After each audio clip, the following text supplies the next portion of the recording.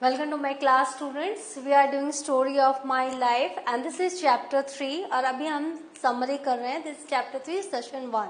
Let's start the summary. आपको पता है हेलेन केलर ने अपनी ऑटोबायोग्राफी लिखी है and this is the name of the novel and we are in the chapter 3. Let's see what she has written in chapter 3. As Helen grew older, her desire to express herself grew as well. जैसे जैसे वो बड़ी होती गई उनकी इच्छाएं अपने आप को एक्सप्रेस करने की भी बढ़ती गई. The few signs he could make became inadequate. तो कुछ एक इशारे जो उन्होंने बनाए थे crude signs, push pull, come go and yes no के, वो इनएडुकेट थे, अब उतने पूरे नहीं पड़ रहे थे. एंड एज हर डिस्पेयर ग्रू, और इससे क्या हो रहा था कि उनके अंदर एक बहुत ही उनके अंदर एक बहुत ही इच्छा जागृति जो पूरी नहीं हो पा रही थी. She become prone to more and more intense fits. एक ऐसी इच्छा जाग रही थी जो अपने आप को एक्सप्रेस करने की, लेकिन वो पूरी नहीं हो रही थी. तो बहुत निराशा में वो जा रही थी और बहुत इंटेंस फिट्स आ रहे थे उनको, बहुत ज्यादा उनको एंगर होने लग गया था और वो बहुत ज्यादा टेंट्रम्स थ्रो करने लग गई थी, बहुत ज्यादा तोड़फोड़ करने लग गई थी. हर parents were grieved and perplexed, और उनके पेरेंट्स वो अपनी बेटी की मदद नहीं कर पा रहे थे तो बहुत दुखी थे और बहुत ही परप्लेक्स थे, आश्चर्यचकित थे कि अब हम क्या करें, बहुत असमंजस में थे कि अब करें क्या. As they lived very far from any school for the blind or deaf, क्योंकि वो कोई भी ऐसे स्कूल जो ब्लाइंड और डेफ के लिए हो उससे बहुत दूर रहते थे. And did not think they would be able to get a special tutor for Helen to come all the way out of their little town of Tuscumbia. और उनको ऐसा लगता था कि इतनी दूर टस्कम्बिया में कोई भी टीचर जो नहीं आएगी हेलेन को हेल्प करने के लिए. And did not think they would be able to get a special tutor. क्यों स्पेशल ट्यूटर? ऐसी वैसी टीचर ने एक स्पेशल ट्यूटर को, जो हेलेन है वो स्पेशल चाइल्ड है, वो देख नहीं सकती, सुन नहीं सकती, तो इस बच्चे को संभालना, इसे एडुकेट करना, डिसिप्लिन करना, वो एक ऐसा ट्यूटर जो ब्लाइंड एंड डेफ स्कूल से ही आ सकता है, लेकिन चूंकि वो बहुत दूर रहते थे तो उन्हें ऐसा नहीं लगता था कि कोई इनके यहाँ आएगा. Moreover, Helen's parents wondered, as bad as her behavior often was, whether she could even be taught. और उनके पिताजी, उनके पेरेंट्स को हमेशा ही ये आश्चर्य लगा रहता था कि जैसे जैसे वो बड़ी हो रही है उसका जो बिहेवियर है खराब होता जा रहा है, तो क्या कोई टीचर ऐसा मिलेगा जो उसे शिक्षा दे सके, एडुकेट कर सके, डिसिप्लिन कर सके. When Helen was about 6, जब हेलेन 6 साल की हुई, her father arranged to take her to a renowned oculist in Baltimore in hopes that something could be done to help her eyesight. तो जब हेलेन 6 साल की हुई तो उनके पिताजी ने क्या किया, एक रिनाउंड ऑकुलिस्ट थे बेल्टीमोर में, वहां पर उसको ले गए ताकि वो उसकी आंखों की रोशनी को लेकर कुछ कर सके. Helen went with her parents and her aunt by train up to Baltimore. तो बाल्टीमोर उन लोग कैसे गए? ट्रेन से गए. हेलेन थी, उनकी आंट थी और पेरेंट्स थे. And she remembers how everyone on the train, her own family. और हेलेन को याद है, 6 साल की बातें याद रहती है कि कैसे हर एक जन जो कि उनके ट्रेन में उनके साथ था, जो साथ यात्रा कर रहे थे, और उनकी खुद की फैमिली ने भी, and even the conductor help play with her. और यहाँ तक कि कंडक्टर भी कैसे उसके साथ खेलते थे during the train journey Helen के साथ, and keep her busy through out the journey. और हेलेन को बिजी रखा था पूरी जर्नी में. Helen did not have one tantrum the entire way to Maryland. और हेलेन ने कोई भी टेंट्रम नहीं किया मैरीलैंड तक. In Baltimore, the oculist received the Kellers kindly. तो जो ऑकुलिस्ट थे वो बाल्टीमोर में, उन्होंने बहुत ही अच्छे से इनका वेलकम किया केलर्स फैमिली का, but could not do anything for Helen's eyes. लेकिन हेलेन्स की आइज को लेकर वो कुछ भी नहीं कर पाए. Nevertheless, he advised them to get in touch with Dr. Alexander Graham Bell. लेकिन उन्होंने एक एडवाइस दी कि आप लोग जाके डॉक्टर एलेक्जेंडर ग्राहम बेल से मिलिए, who would be able to give the Kellers information about schools and teachers for deaf and blind children. कि मिस्टर ग्राहम बेल है जो आपको इन्फॉर्मेशन दे सकेंगे ऐसे स्कूल के बारे में जो डेफ एंड ब्लाइंड बच्चों के लिए है.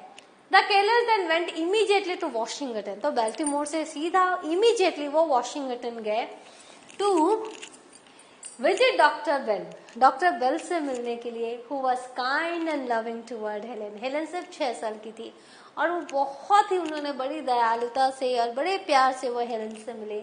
She did not know then that their meeting with the famous inventor would be the door through which she would pass from darkness into light। आपको पता है ग्राहम बेल ने इन्वेंशन किया था, तो इतने बड़े इन्वेंटर, वो जो मीटिंग थी उस इन्वेंटर के साथ, वो एक दरवाजा बनेगा, वुड बी द डोर, वो मीटिंग, वो एक रास्ते, वो एक दरवाजा बनेगा थ्रू विच, जिसके द्वारा शी वुड पास, हेलेन जाएंगी फ्रॉम डार्कनेस इनटू लाइट, अंधेरे से रोशनी की तरफ ले जाने वाला वो दरवाजा, वो एक मीटिंग थी जिसमें वो ग्रैहम बेल से मिली थी।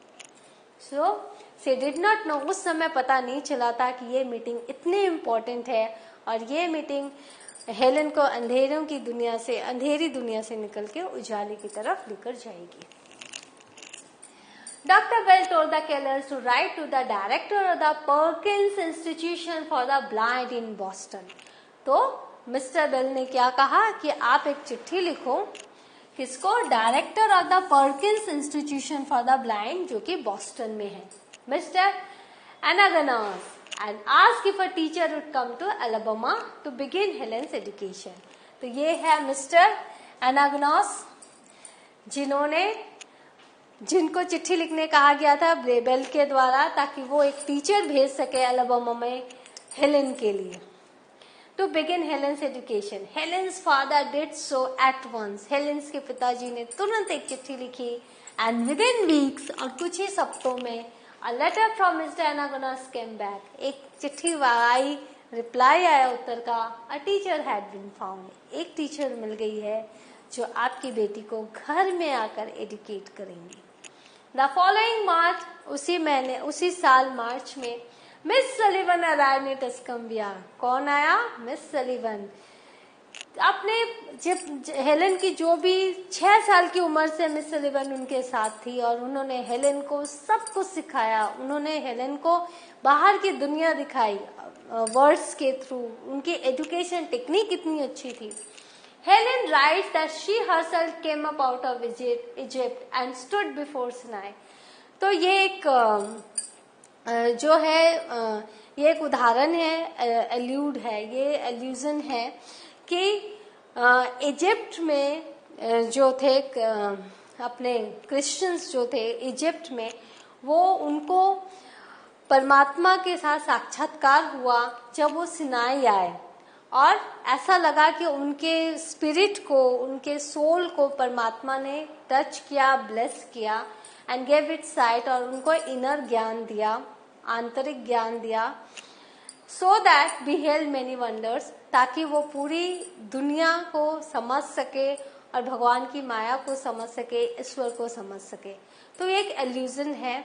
तो इसी तरह उस दिन हेलेन को लगा कि मिस सलीवन का आना ऐसा ही था जैसे वो इजिप्ट से निकलकर सिनाई में आई हैं, और उनको एक डिवाइन टच, उनके स्पिरिट को मिस सलीवियन ने एज ए गॉड एक डिवाइन टच दिया, और उनको दुनिया के सारे वंडर्स वो समझ पाए, और एक ऐसी दृष्टि दी जिससे उनके लिए अंधेरी दुनिया रोशन हो गई और सब कुछ साफ साफ देखने लगी। So what have we learned? We have learned कि कैसे चैप्टर 3 में जो पेरेंट्स थे हेलेन केलर के, उन्होंने हेलेन की बढ़ती हुई जो एंजाइटी थी, उसका फ्रस्ट्रेशन था, उनका जो टेंट्रम था, वो सबको कंट्रोल करने के लिए एक टीचर को ढूंढना आरंभ किया। लेकिन उनको पता था कि वो इतनी दूर रहते हैं ब्लाइंड एंड डेफ स्कूल से कि कोई भी टीचर घर आके नहीं पढ़ाएंगी। फिर भी उन्होंने क्या किया, हेलेन के साथ वो गए, लोगों से मिले, ग्राहम बेल से मिले। ग्राहम बेल के सजेशन पर उन्होंने एक चिट्ठी लिखी और वहां से जवाब आया और मिस सलीवन हेलेन की लाइफ में आई। तो इस तरह से आपने देखा कि चैप्टर 3 से हेलेन की journey darkness to light start हो रही है और हेलेन का जितना भी फ्रस्ट्रेशन है, जितना भी गुस्सा है, जितना भी उनके अंदर जो लोनलीनेस है, वो सब अब धीरे धीरे वो सब काले बादल छटने लग जाएंगे.